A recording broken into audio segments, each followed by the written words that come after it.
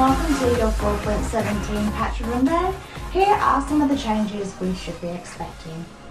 Both Victor and Soraka have received gameplay updates this patch, with Victor getting a new texture update and a new splash art.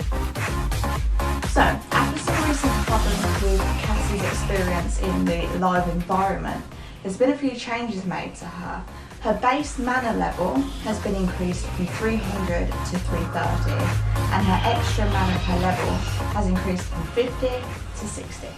Cassiopeia's Q, Noxious Blast, has had an ability power ratio boost from 0.35 to 0.45, so you should be seeing that dealing a bit more damage. And her E, Twin Fang, now correctly refreshes its cooldown every 0.5 seconds instead of 0.7. We have also seen some changes to Garen's passive, Perseverance. It is no longer removed by non-epic monsters at level 11 and above. As well as this, we've also seen some changes to Garen's health regen. So instead of it being a flatline 0.4% at all levels, it's 0.4% at level 1, 0.8% at level 11, and finally the whole 2% at level 16. The cooldown on Garen's passive has ceased to be 9 seconds at all levels, instead starting at 9 seconds and slowly reducing to 4 seconds by level 16. And the wonderful Heimerdinger has seen some changes to his ultimate upgrade. He can now cast this while he's disabled. So along with a brand new skin, Karma's ultimate, Mantra, now can be cast while she's disabled, much like Heimerdinger.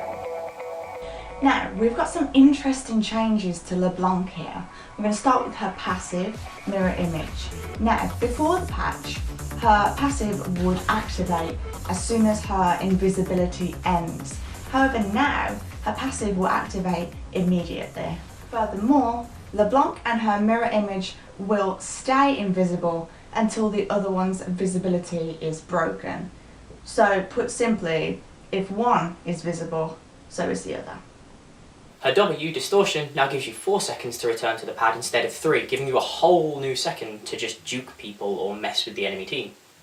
And after deciding he's just far too OP for the top lane, Maokai's ultimate, Vengeful Maelstrom's maximum stored damage has been reduced. It's now 200, 250 and finally 300. However, his base damage will remain the same. There have been some significant changes to Nidalee as well, mainly because of her ability to have 2 completely separate builds in either AD or AP.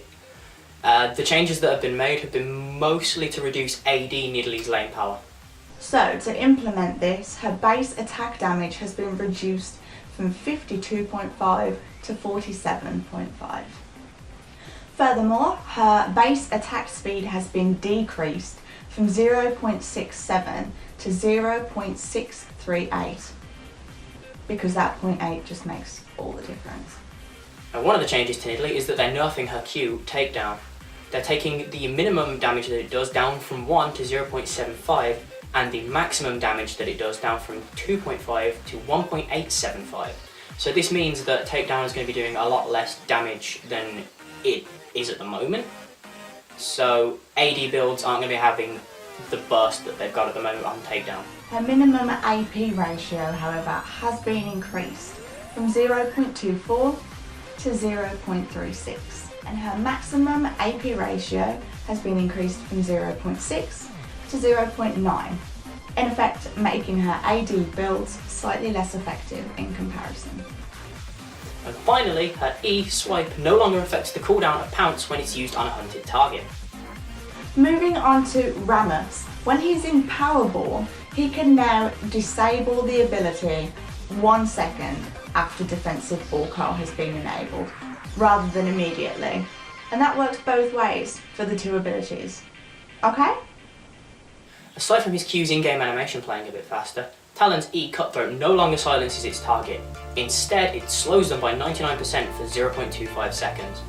Also, Talon's ultimate, when used, now gives Talon a particle effect to show that he's been hasted. Tristana's ultimate Buster Shot's cooldown has been increased from 60 seconds at all levels to 100, 85 and then 70. Finally, for the last of the champion-based updates, Zillion's ultimate Chrono Shift now has a sort of visual update. The hourglass that spins around your character is increased in size by 50%, So it should be a bit more obvious to players when they've been chrono shifted so that they can, not waste Zonyas or something like that. And as part of a mass makeover, some champions have received texture updates. Some of these include Ari, Akali, Ashe and Courtney, Fiora, Galio, Graves, LeBlanc, Leona, Nautilus, Ariana and finally Zera. Also, an important piece of information for ranked players, Silver and Gold League players now are immune to inactivity decay. So hooray for procrastination. And finally, we have the upcoming skins. We have Order of the Lotus Karma. And paying homage to Fnatic, we have Fnatic Corki, Raya, Janna, Jarvan, and Farah. Thank you for watching, guys. Keep tuned for more patch updates as they come out, and we'll see you on the Rift.